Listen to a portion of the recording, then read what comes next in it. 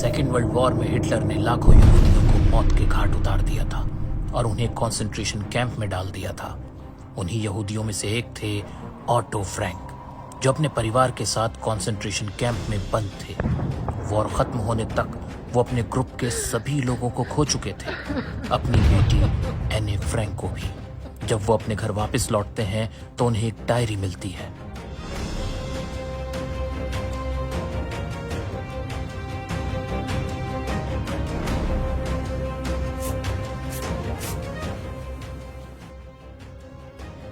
वो डायरी थी उनकी 13 साल की बेटी एने फ्रैंक की।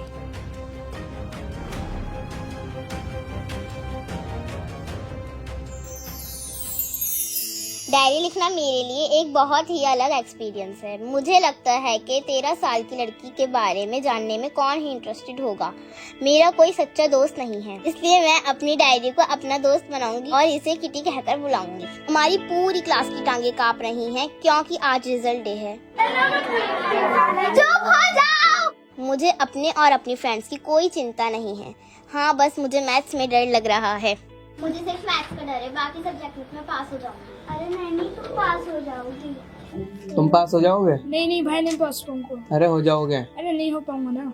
मेरे अपने सभी टीचर्स से अच्छी बनती है, सिवाय हमारे मैथ्स टीचर्स मिस्टर कीजिंग के, जो मुझसे हमेशा नाराज रहते हैं क्योंकि मैं बहुत बातें करती हूँ। क्लास में बहुत बार टोकने के बाद उन्होंने मुझे अजीब होमवर्क दिया।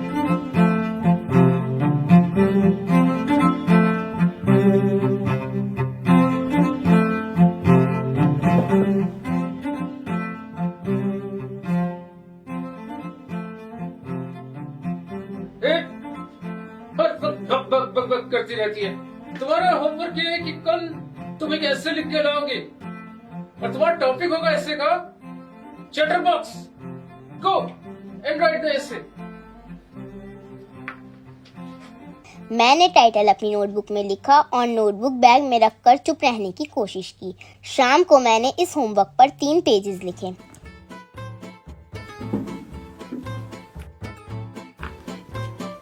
मैंने लिखा कि बात करना एक स्टूडेंट की खासियत होती है और ये आदत मुझे मेरी माँ से विरासत में मिली है, जिसे बदला नहीं जा सकता। मिस्टर कीजिंग मेरे आर्ग्यूमेंट्स को सुनकर खूब हंसे और उन्होंने फिर मुझे दूसरा होमवर्क दिया। तुम्हारा नेक्स्ट होमवर्क है एन इनकॉरिजिबल चैटर बॉक्स। जाओ लिख के लाना। और ये मैंने कर भी दिया। पर तीसरी बार वो बोले, तो बच्चों आज हम पढ़ेंगे ए लड़की चुप। बहुत बात करती है। हम आज पढ़ने वाले algebra a plus b the whole square।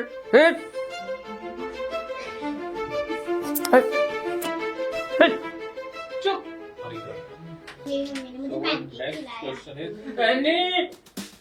ये लड़की नहीं मानती है। खड़े हो जाओ, स्टैंड अप। तुम्हारी पनिशमेंट है कि अब तुम एक और ऐसे लिख के लाओगी। हमारा टॉपिक होगा quack quack quack said mistress chatter box. क्या मैं तुम्हारी मदद करूं? हाँ सच्ची।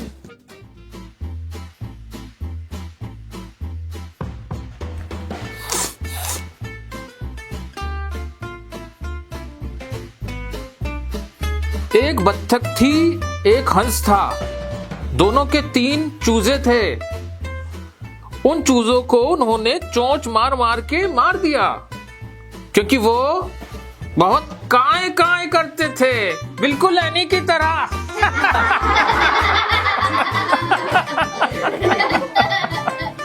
मिस्टर कीजिंग मेरे ऊपर जोक मारने की कोशिश कर रहे थे, पर मैंने उस टॉपिक पर ही पोयम लिख दी जो मिस्टर कीजिंग ने सबको हंस हंस कर सुनाई। और तब से उन्होंने मुझे टोकना बंद कर दिया और अब वो खुद भी क्लास में जोक सुनाते रहते हैं।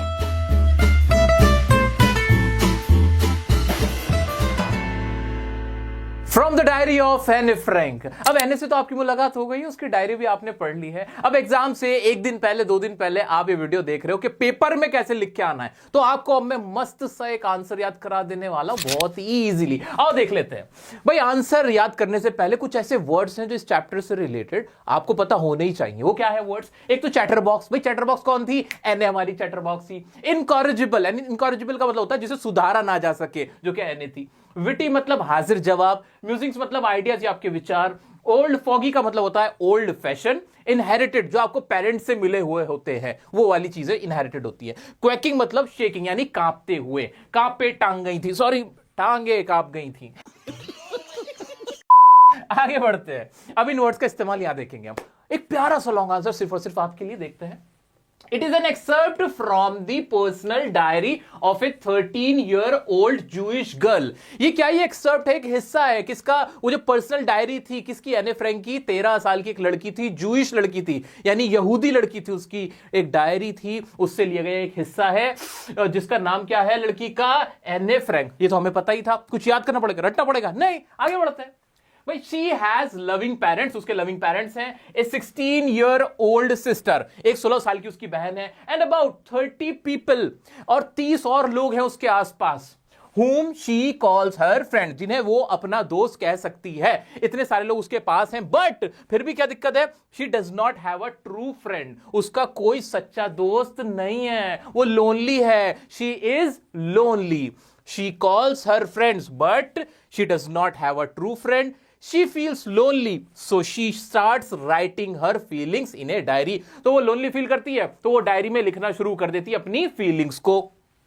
She calls it Kitty. उसने उसको क्या नाम दिया? किटी उसका नाम देती है वो। She thinks, वो सोचती है, कौन? एन हमारी, कि paper has more patience than people, कि जो कागज होता है ना उसमें ज्यादा सब्र होता है लोगों से। जो लोग होते हैं, लोगों से ज्यादा सब्र किसमें होता है? कागज में। ऐसा वो क्यों सोचती है? एग्जाम में पूछा जाएगा मेरे दोस्त, एक सवाल पूछा जाएगा कि paper has more patience than people क्यों कहती है एन? तो उसका जवाब ये रहा, ध्यान से देखो। As she can write anything on paper, क्योंकि वो उस पेपर पे कुछ भी लिख सकती है। पहला तो पॉइंट ये था। There is no boundation of time as well, और कोई टाइम का भी बाउंडेशन नहीं होता, वरना किसी को आप सुनाओगे बोर हो जाएगा, आपकी बात सुनना ही नहीं चाहेगा, वो बोल देगा, उठ के भाग जाएगा, वो खुद बोलना शुरू कर देगा। लेकिन पेपर आराम से आपकी बात सुन सकता है। तो 2 पॉइंट समझ में आए, एग्जाम के लिए मोस्ट इंपॉर्टेंट है। आगे बढ़ते हैं। Anne starts her diary with a brief background of her life. Anne start करती है अपनी डायरी लिखना, अपना बैकग्राउंड पहले बताती है कि वो कहां रहती थी, कौन थी, क्या थी, ये सब बताती है। so that the reader can understand her thoughts easily, ताकि जो रीडर है, जो पढ़ने वाला है, वो उसके थॉट्स को आसानी से समझ सके। अब उसमें वो क्या क्या बताती है? वो बताती है कि कैसे उसकी ग्रैंड मदर थी, वो मर गई थी, उनसे बहुत प्यार करती थी। ये जो किटी डायरी है वो उसको उसकी ग्रैंड मदर ने दी थी। साथ में मिसेस क्यूपरस जो थी, जो उसकी स्कूल में पहले टीचर थी, उनसे बिछड़ते हुए फेयरवेल पे वो बहुत रोती है, तो मिसेस क्यूपरस से भी वो बहुत प्यार करती थी। ये वो अपने बारे में बताती है। कैसे वो एम्स्टर्डम आ गई थी जर्मनी से, क्योंकि वहां पे नाजीज का पूरा कंट्रोल हो गया था, लोग मार रहे थे, उनको भगा रहे थे, उनको पकड़ रहे थे, ये सब चल रहा था ना। वो सारी बातें, अपना पूरा बैकग्राउंड बताती है अपनी लाइफ का। अपने फादर के बारे में बताती है कि बहुत लविंग फादर है, उसकी मदर के बारे में, ग्रैंड मदर के बारे में। ये सब कौन बताती है? हमारी एने फ्रैंक। क्यों बताती है? क्वेश्चन पूछा जाएगा एग्जाम में। भाई इसलिए बताती है सो दैट, ये वाली बिल्कुल एज इट इज लाइन आ जाएगी, so that the reader can understand her thoughts easily, वो उसको समझ सके। मैंने को ऐसा भी लगता है कि कोई 13 साल की उम्र की लड़की की डायरी पढ़ना क्यों पसंद करेगा? उसको ऐसा भी फील होता है, क्योंकि उसे ऐसा लगता है कि एक 13 साल की बच्ची मैच्योर नहीं होती, लोग सोचेंगे कि ये तो ऐसे ही डायरी लिख रही है। आगे बढ़ते हैं। Then she comes to the present day. अब वो प्रेजेंट डे पे आती है, आज के दिन की बात करती है। एने, it is the result day where entire class is quaking in its boots and boys are even making bets. भैया वो आज के टाइम पे आ जाती है। पहले तो बैकग्राउंड बता दिया अपना पूरा, फिर कहती है आज मेरे साथ क्या हो रहा है वो देखो। भाई आज रिजल्ट का दिन है, रिजल्ट का दिन है। जो लड़के हैं वो अपनी टांगे ऐसे हिला रहे थे, उनकी कांपे टांग रही थी, और सब लोग ना बहुत नर्वस थे, पूरी क्लास नर्वस थी। जो लड़के थे ना वो तो शर्तें लगा रहे थे, देख मैं पास होऊंगा, देख वो फेल होगा, ऐसे करके शर्तें भी लगा रहे थे। बट एने is quite sure about the result of herself and her friends. लेकिन एने जो थी वो बहुत श्योर थी अपने रिजल्ट को लेकर, और अपनी गर्लफ्रेंड्स जो उसकी फ्रेंड्स थी उनके रिजल्ट को लेकर, वो पास हो जाएंगे। एने को तो डर था बस किसमें? She is only doubtful in mathematics. Maths से डर लगता था। लड़कियों, कितनी लड़कियों को मैथ्स से डर लगता है? जल्दी बताओ कमेंट में, तुम्हारे अंदर भी कहने छुपी हुई है। She has a good equation with all the teachers except her maths teacher mister Keesing. उसकी सबसे बनती थी, बस मिस्टर कीजिंग ऐसे टीचर थे जिनसे उसकी नहीं बनती थी। Who is constantly annoyed at, वो जो कि लगातार उस पर गुस्सा ही रहते थे, नाराज रहते थे ऑफ हर टॉकिंग हैबिट्स, उसकी टॉकिंग हैबिट की वजह से, क्योंकि वो बहुत बातूनी थी, चैटरबॉक्स थी। मिस्टर कीजिंग उससे चिड़े रहते थे। आ जाते हैं, he starts giving her punishment in the form of essays on weird topics such as chatterbox, to which she replied with full wit। ये तो बताने की बात ही नहीं, आपको पता है स्टोरी, बस ये लाइन 2-3 बार पढ़ लेना, सब याद हो जाएगा। भाई वो उसको क्या करना शुरू कर देते, पनिशमेंट देना शुरू कर देते हैं ऐसे की फॉर्म में कि भाई ऐसे लिख के लाओ बहुत ही वियर्ड टॉपिक्स पे, जैसे कि चैटरबॉक्स। फिर इन्हें क्या करती है, she writes a 3-page essay explaining that talking is a student's trait। बिल्कुल वार्निंग सुन लो, अलर्ट अलर्ट सब लोग, ये लाइन बहुत इंपॉर्टेंट है, एग्जाम में अगर इससे क्वेश्चन आएगा तो ये लाइन पे क्वेश्चन बहुत आना है। तो एने क्या रिप्लाई करती है चैटरबॉक्स होने पे, तो कहती है कि भाई talking is a students trait, जो बोलना है, बात करना एक स्टूडेंट की ना विशेषता होती है, खासियत होती है। And she is inherited from her mother and not much could be done about it. और ये जो उसकी बात करने की आदत है वो उसकी मां से मिली हुई है, इनहेरिटेड है। इनहेरिटेड वर्ड पढ़ा था ना, जो कि आपको अपने पेरेंट्स से मिला होता है। तो इसके बारे में कुछ नहीं हो सकता है, इसको चेंज नहीं किया जा सकता। इस पे जो मिस्टर कीजिंग होते हैं बड़े खुश होते हैं, ठाका मार के हंसने लगते हैं कि क्या आंसर दिया इसने। लेकिन वो फिर उसको अनदर ऐसे देते हैं, मिस्टर कीजिंग असाइंड हर अनदर ऐसे, एक और सेकंड ऐसे देते हैं। अब टॉपिक क्या था, एन इनकरेजिबल चैटरबॉक्स, ऐसा चैटरबॉक्स जो सुधर ही नहीं सकता। इसके ऊपर भी एने बहुत अच्छे से रिप्लाई करते हैं और मिस्टर कीजिंग चुप हो जाते, कुछ नहीं कहते।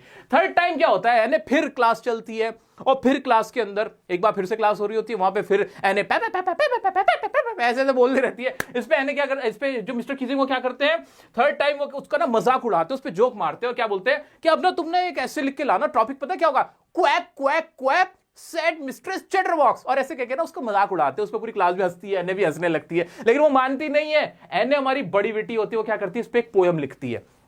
और पोएम क्या लिखती है, आगे चलो पढ़ के सुना देता हूं। Anne writes a poem on it which makes whole class laugh, आगे क्या था, including mister K. After that he never points her out for talking. इसके बाद जो मिस्टर कीजिंग है उसको बातों के लिए नहीं टोका करते थे, वो रिलैक्स हो जाते हैं, कहते हैं लड़की तो बहुत ही शैतान है। जब वो ऐसे पोएम लिख के लाती है तो पोएम ना पूरी क्लास को सुनाते हैं, और जो एनए पे कमेंट भी करते हैं ना, कमेंट हमारी एनए की तरह, वो ऐसे एनए की तरह बच्चे होते हैं, बत्तख के ऐसे बोलते हैं ना, तो उस पर कॉमेंट भी करते हैं। और फिर उस दिन के बाद से वो जोक करना शुरू हो जाते हैं, वो भी क्लास में जोक किया करते हैं और एनए को नहीं टोकते उसकी बातों की वजह से। ये था पूरा चैप्टर, ये थी पूरी कहानी, ये रहा प्यारा सा आंसर, बस छोटा सा आंसर है, बड़ा बड़ा लिखा हुआ है मैंने, जो थोड़ा सा तुम्हें बड़ा दिख रहा होगा, बड़ा बड़ा करके लिखा है, बहुत छोटा सा आंसर है, लेकिन इसमें सब कुछ कवर कर दिया मैंने। अब देखो इंपॉर्टेंट बात, ये चैप्टर ना तुम्हें बिल्कुल घोल के ना ऐसे पिलाऊंगा ना जूस की तरह, इतना अच्छा तुम्हें फ्रूटी पीना नहीं लगता होगा जितना ये अच्छा लगेगा। अब ठीक है, आओ जल्दी से एनए से रिलेटेड जो तुम्हारे कॉम्पिटेंसी बेस्ड क्वेश्चन आ सकते हैं, पहले वो देख लो। उसमें तुम्हें क्या याद रखना है, भाई एनए कौन है, एक 13 ईयर ओल्ड जूइश गर्ल है, याद रखोगे। ये लोनली है, कैरेक्टर स्केच अगर आ जाए एनए का वली के साथ पूछने लगे, अमेंडा के साथ पूछने लगे, तो तुम्हें क्या याद रखना है, देखो एनए कैसी है, लोनली है, इंटेलिजेंट है, मैच्योर है और विटी है, और टॉकेटिव है। सबसे बड़ी बात एक चैटर बॉक्स है, ये याद रखना है। उसकी बेस्ट फ्रेंड कौन है, किटी है, बेस्ट फ्रेंड है उसकी। ये सारा कुछ याद रख लोगे। क्या एनए पढ़ाई में बेकार थी, नहीं भाई, इंटेलिजेंट थी, सिंसियर भी थी, at the same time creative थी, मैच्योर थी। ये सारे पॉइंट्स तुम्हें याद रख लेने, याद हो गए ना बस। ऐसे मिस्टर कीजिंग के बारे में क्या पूछ लेगा, मिस्टर कीजिंग स्ट्रिक्ट नहीं थे, सवाल आ सकता है कि क्या मिस्टर कीजिंग स्ट्रिक्ट थे, नहीं भाई मिस्टर कीजिंग स्ट्रिक्ट नहीं थे।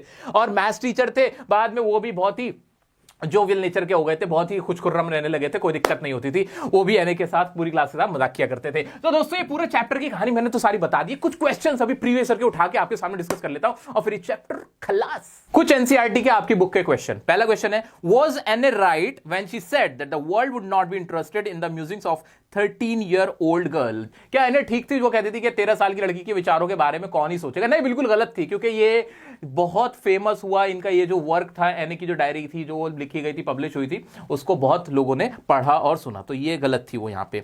एक और ऐसे क्वेश्चन है, how does Anne feel about her father, her grandmother, missus Kuperus and mister Keesing, what do these tell you about her. तो अपने फादर के बारे में क्या कहती थी कि मोस्ट एडोरेबल फादर थे, बहुत लविंग फादर थे, ग्रैंडमदर से उसका बहुत अच्छा कनेक्शन था, उन्होंने डायरी दी थी, उन्हें वो मिस करती है आज भी। मिस्टर क्यूपरस, मिसेस क्यूपरस जो थी, वो फेयरवेल हुई, उनको भी वो मिस करती है, वो रोई थी जब फेयरवेल हो रही थी। ये सारी बातें लिखना। मिस्टर कीजिंग के बारे में क्या समझती है, वो ओल्ड फैशन है, ओल्ड फॉगी उनको कह के बुलाती है, ठीक है। ये सारी बातें आपको इसमें मेंशन कर देनी, सारा कुछ यहां लिखा हुआ है, ठीक है। मिसेस क्यूपरस वाला मैंने बता दिया आपको। आगे बढ़ जाते हैं।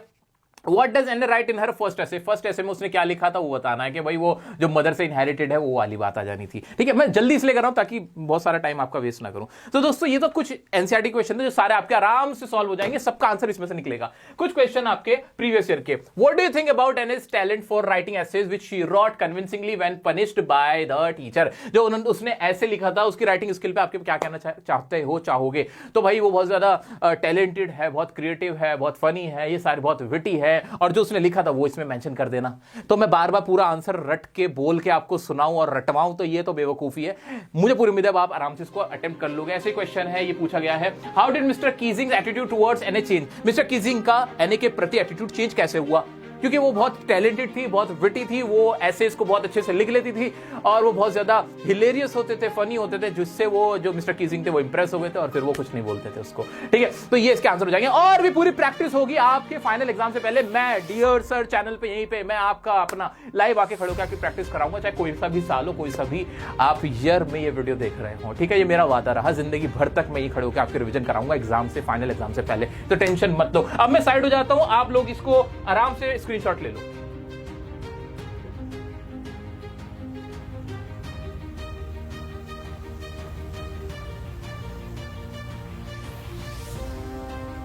सो दोस्तों वीडियो कैसी लगी मुझे कमेंट करके जरूर बताना, लाइक कर देना अगर नहीं किया तो, और बने रहें हमारे चैनल के साथ। जो भी आपकी प्रॉब्लम है कमेंट में जरूर बताएं। मिलते हैं नेक्स्ट वीडियो में नेक्स्ट टॉपिक के साथ, तब तक के लिए बने रहें डियर सर के साथ।